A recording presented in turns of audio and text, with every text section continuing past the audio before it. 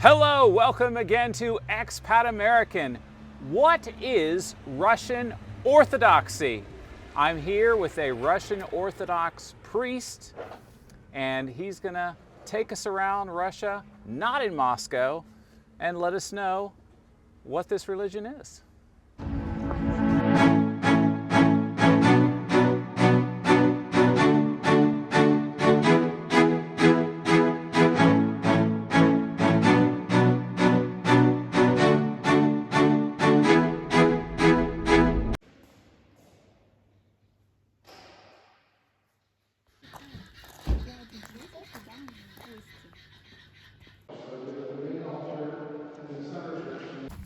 Your neighbor's name is Baba Gaya?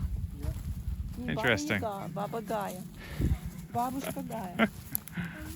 My princess, you look even more attractive now. Hit me over the head and take me home. Christoph, what's wrong with your nose?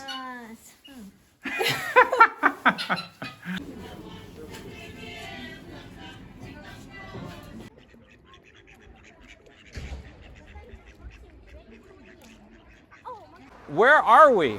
What city is this? This is Rostov Veliki, about 200 kilometers north of Moscow.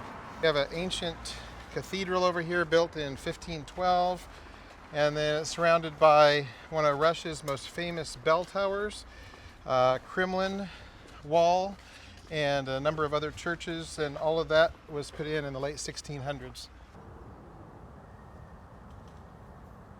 Actually, I'll be honest with you, I just did a video here with my wife, so now I'm excited to hear what you, a professional, thinks of this place. Well, this cathedral is just incredible. The first church on this site was a wooden church all the way back in the year 991. Okay. And just 3 years after Prince Vladimir converted to the Christian faith. Really? Yeah. Wow. So it was early.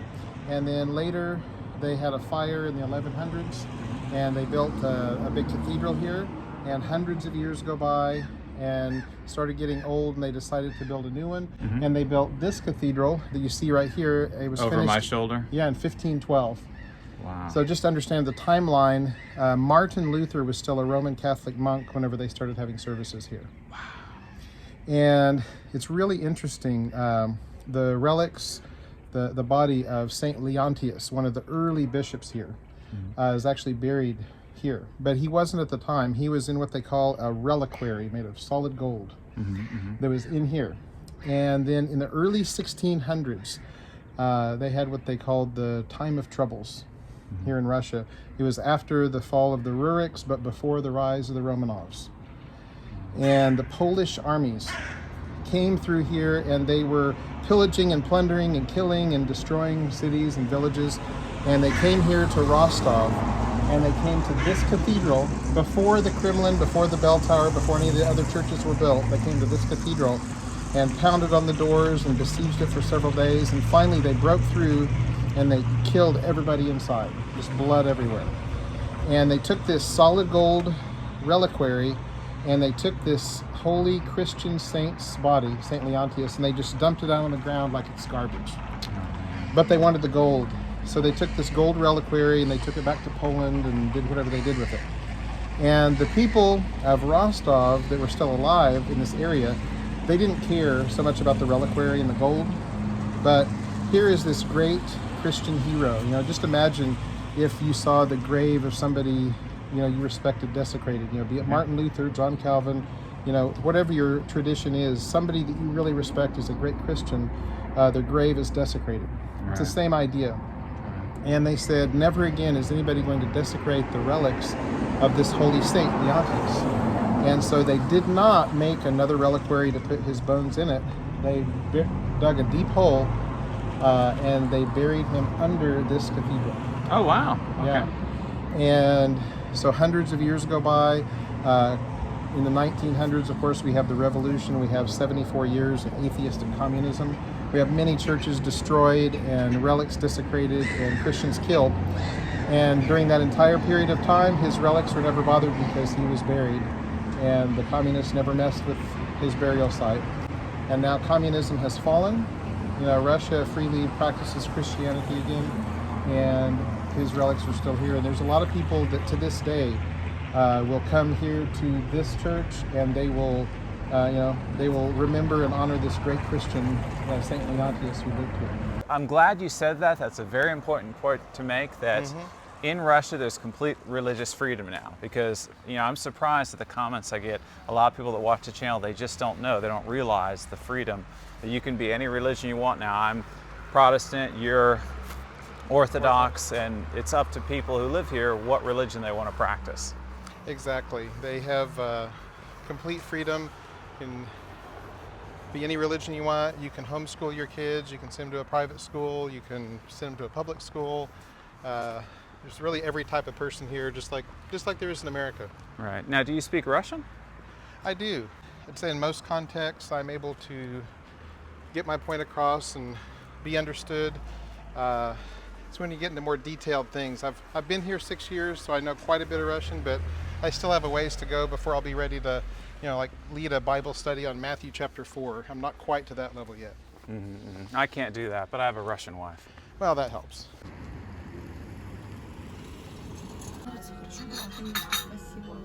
We have come to a restaurant with, well, now, what should I call you? Because I've been calling you Gleason, because we've only met like once a month. That's our friendship at special Moscow events.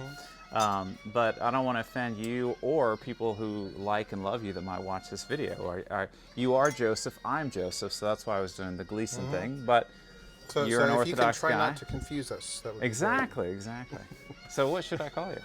Well, that's up to you. Most people call me Father Joseph, but whatever you're comfortable with. Sveta, the camera woman, has I think these the are borscht. fried pelmeni, I think. It looks like you ordered some sort of a plate here. This is what Sveta ordered for me. It looks it's hot and it looks yummy. So what is it, hon? Fried pelmeni. Fried pelmeni, and she's not mic'd, so you didn't hear that. I'm ready, man. It looks really good. Awesome. There's some deacons, some laymen, and that's that church. Tasty. Would you like some, Gleason? No, I'm kidding. The Bullen family. We've already established that you've taken my first name. So for people who don't know you, who are you? Well, Father Joseph Gleason. I'm an Orthodox priest.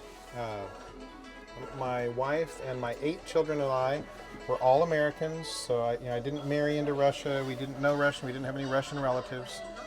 And what was it, 2017, so 6 years ago, my wife and 8 kids and I got on a plane.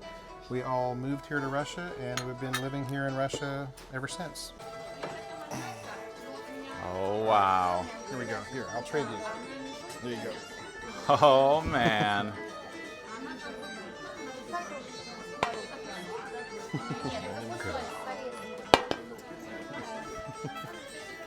Christoph is fighting an Orthodox priest. That's right. I wouldn't pick on her right now, Joe. You could do the chainmail here. Look right there. So you could use this chainmail. Aha! I think I might be too big for that, since I'm monster size. I think I like this one with the nose piece. Nice. Of course, my head's too big. Uh-oh. It's all right. It's in the mail. I'm ready for the shield and the sword. Oh, man, that's heavy. All right, give that to Joseph. All right. Here we go. All right. All right. Stand back, restaurant patrons. That can go in your postcard. That's all right. Your business card. That's right. Joseph? Joseph, Zing zing. Is that who I say? you can do the Irish one, which is Sláinte. Sláinte.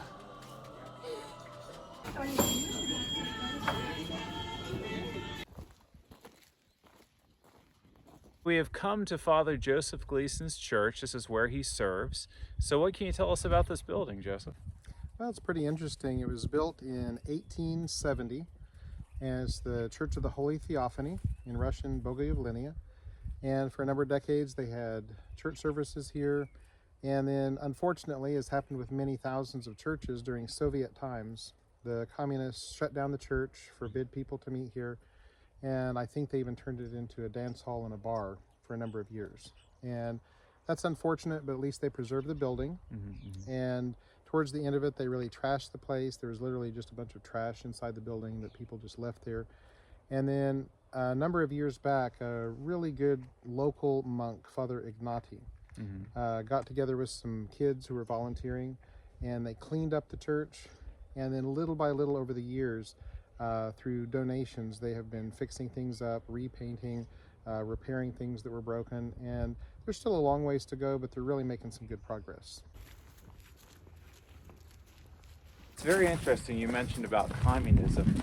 I was actually talking to a Russian a couple weeks ago, and he was, kind of, I guess maybe bitter about things. And he was like, well, the Russian Orthodox Church and Christianity in Russia, it's just a symbol the government uses. People don't believe and they don't go to church here. So, I mean, what would you say about that? I mean, for me, it was discouraging here because I consider myself a serious Christian and I just moved here. Sure.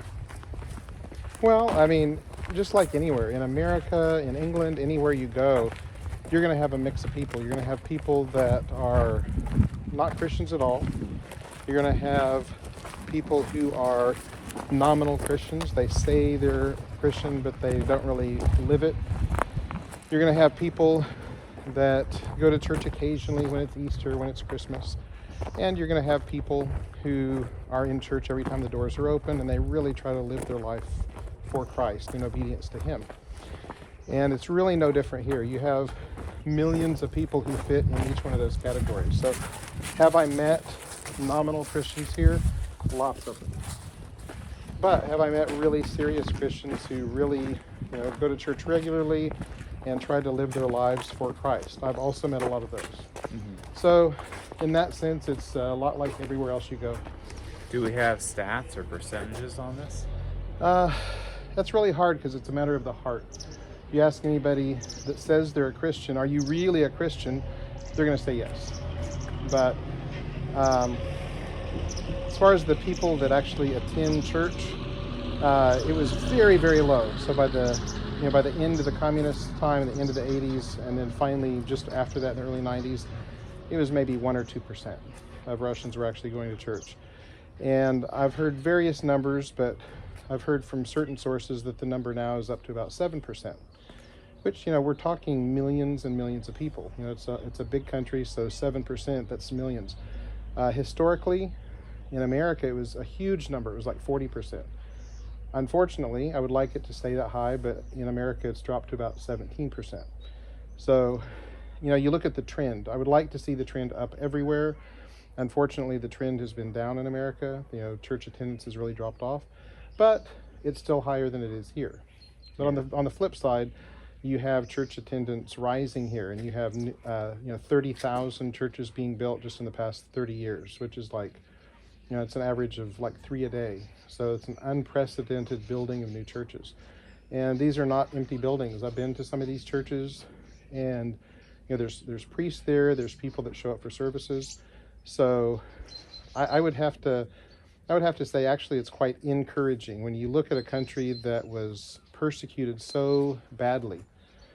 When you consider that just over the past century in Russia, there were more martyrs for the Christian faith, more people who shed their blood for Christ than there were in the 1900 years worldwide prior to that. That's a big deal. Right. And they say that the seed of the blood of the martyrs is the seed of the church. And so, do we have a long way to go in Russia before everybody's Christian? Absolutely. But I'm really encouraged by the trend. I think it was very, very low, and now over the past 30 years, there's been a significant increase.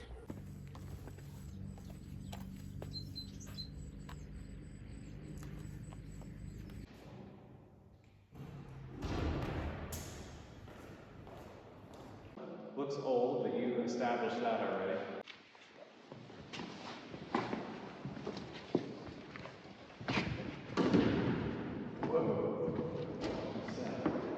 Very interesting. So this is being restored right now.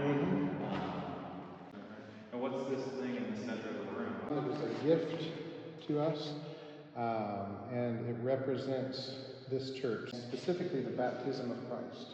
So it's in honor and in remembrance of the baptism of Christ. So the main icon here in the middle is of Christ's baptism.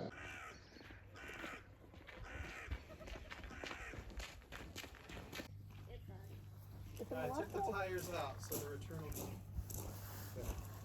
I don't have a license, but I drive it just around my property and clear snow off the driveway. Just saw a duck in the pond this morning. It was kind of neat.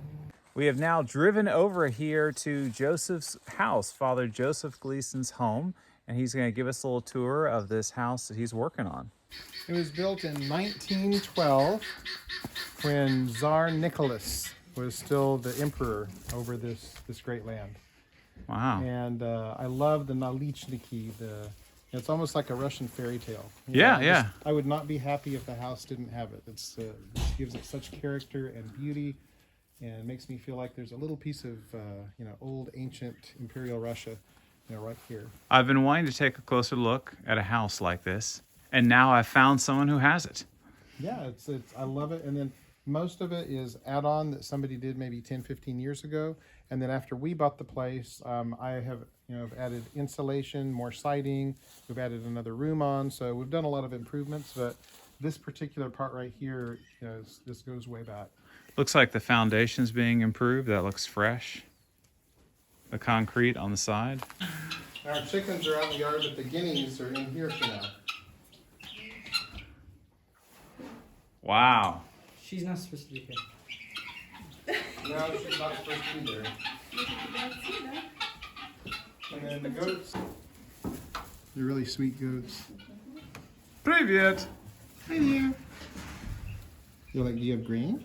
Had babies yet, so we don't have milk yet, but hopefully they will soon. Yeah. Hopefully she'll have her baby this summer, and then we'll have a lot of cow milk. She's a sweetheart. She's not supposed to be in the chicken coop though, so I'm gonna have to have the kids come get her out there. Life is amazing, because who would know that an American priest will give me a Russian lady the lessons of Russian history. I was just amazed. Just think about it. An American priest is teaching me about my history. And I have never been in Rostov Veliki before I met you. This is our well. This is how we get water to our house. Have a pump in it, and we get water out of the well. But if the electricity were to ever go off, we can just lower a bucket and get water from the well. It's pretty close to the surface, only about 3 or 4 meters down right now. But you have electricity. Yes. So we have a pump in there. Nasos. So you pump your own water and you eat your own animals, but you have electricity. Well that they used for many years. Here's the new well they put right next door to it that's been here for several years. As you can see, the water is almost up to ground level here at the moment. Wow. What's interesting is this wooden wheel here. Yeah, that's what they would use you pull on that, it just makes it easy to raise and lower the bucket into the well. So there's a wooden wheel that they would crank to. It will have to be a little museum. In like a couple Yeah. Unfortunately, it's outside and it'll continue to deteriorate. What is that exactly? It's an old broken down house. Probably hasn't been lived in decades. So no one lives there, and does someone own that property, or? Probably, but I have no idea who. So it just sits there. So how many families are in this district? In this particular village, Vashava, there's the only Americans are us. The Bowling family is just 1 kilometer down the road. Mm-hmm. But right here, there's that house. There's Baba Galia. There's another grandma down there, and then there's that house right there. So about 5 or 6 homes. Oh. Just an old Zabрошенная деревня. Заброшенная деревня. Where is how far away is the closest shop? It's about 6 kilometers to Borsiglebsky. So it's a very short drive, like 5 minutes. But let's say Baba Gaya, she doesn't go any far, so she will have to walk to the store. She has grandchildren and great-grandchildren that drive and visit her, and so I think they get things for her. Yeah, they don't have a store in the village, but we have cars, so 100 acres available. And some people have already bought some of it up, but there's still a number of, like if somebody wanted to move here, in America, of course it varies, but in America, land has become very expensive, even out in the country. If you want to get, you dream about like Little House on the Prairie. You want to have 10 acres of your own land and have goats and chickens and a big yard and big garden. and place for the kids to just run and play. But 10 acres is a lot of land. And so in America, even if you're just paying $4,000 or $5,000 an acre, you end up being out 50 grand just to get 10 acres. Right. And in some places, it's much more expensive than that. Here, it's less than $1,000 an acre. Hello, Trinity. You want to be a TV star? О, дрова. Here are TV stars. Привет, привет. Hello. TV stars. Thank you. Мне очень нравятся лестницы, которые вот моя If you need lights turned on, you're welcome to turn lights on. So we're inside Father Joseph Gleason's house right now, which some of it is really old, some of it is not so old. This is the older side, so we saw the fancy windows on the outside, and this is what it looks on the inside. So it's very cool. This is officially my first time being in one of these old dacha type homes. This section that we're in is actually a log home. You just can't tell because the logs are covered up with siding. And so where those windows are, that's where you saw the nalichniki, the window dressing outside. And obviously I still have some more renovation to do inside the house, but we're working on it. I notice you have a great book collection here. I say great because it looks fancy and nice, and I do recognize this, David McCullough, John Adams. That's a very good story. Actually, Sveta, you and I watched the mini-series they made about that story. Well, and his second cousin, Samuel Adams, he actually is my direct ancestor. I'm like he's like my 7th great-grandfather directly. Wow, I'm wow. Yeah. Well, now I am impressed with you. Yeah, he was one of the signers of the Declaration of Independence. Wow, very cool, very cool. Awesome. And did you say that you have a book? Father Konstantin Bufeyev, he's an Orthodox priest in Moscow and has been for over 20 years. But prior to that, he actually got his doctorate in geology. Oh, okay. So he's a scientist. He spent years as a scientist. He got an advanced degree, worked in the field. And so he really has an amazing mind. He has put together years of research both in science, geology, and also in the church and theology. And he wrote these 3 books, which are just fantastic. They're all in Russian currently, but it's the Orthodox teachings on creation and the theory of evolution. Ah, okay. And so it's really interesting. It's really polished and well done. He spent over 20 years writing these and researching these, and it's really fantastic. He spends the first book focusing on, what does Scripture have to say about origins? Is the earth a few thousand years old? Is it billions of years old? Does it matter? Right. Did God do like he said in Genesis and get some dust, make Adam and then make Eve? Or did, for billions of years was there blood and death and tooth and nail and claw and bloodshed? And then finally, after billions of years of evolution, did we just crawl up out of the mud and get, did we descend from apes or an ape-like creature? And so he deals with that from a biblical standpoint and a church history standpoint. What have Christians throughout history had to say about this? What does the Bible say about it? And then in the second book, he focuses on the science. He really dives into microbiology, geology, and DNA evidence. He looks at the fossil record, and he says, from a scientific perspective, can we really believe what God says in Scripture about creation? Or, are we compelled to take the Darwinian or the neo-Darwinian option? And then in the third book, he responds to critics, because there's a handful of people out there that think they can square the circle. They think they can have their cake and eat it too. They think, well, I want to believe that God exists, I want to believe in Christ, but I also really believe in evolution. I think that both are true. And he goes to a lot of detail, very carefully explaining why that's really not possible, why you really have to choose one or the other. Either a universe which God spoke into existence and humanity which he created from the dust. Or you can pick an atheistic, mindless universe where death went on for billions of years before we came on the scene. And so these are the 3 books. And the project I'm working on, we have a fundraiser that's been doing very well. I'm really encouraged. And what we're doing is we have a team of people working to translate these 3 books into English. Because there are millions, tens of millions of people in America, in England, in Canada, and Australia who are very interested in this subject, whether on the side of creation or on the side of evolution or theistic evolution. And there's just some really excellent material in these books that currently is not available in English. And so we're translating these. We're going to make these available in English, Lord willing. And I'm really excited about it because I think this is some material that will really benefit Christians in America and the West.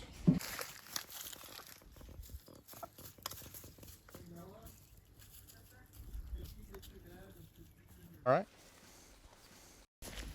So about those books. You have been Protestant. You weren't born Orthodox.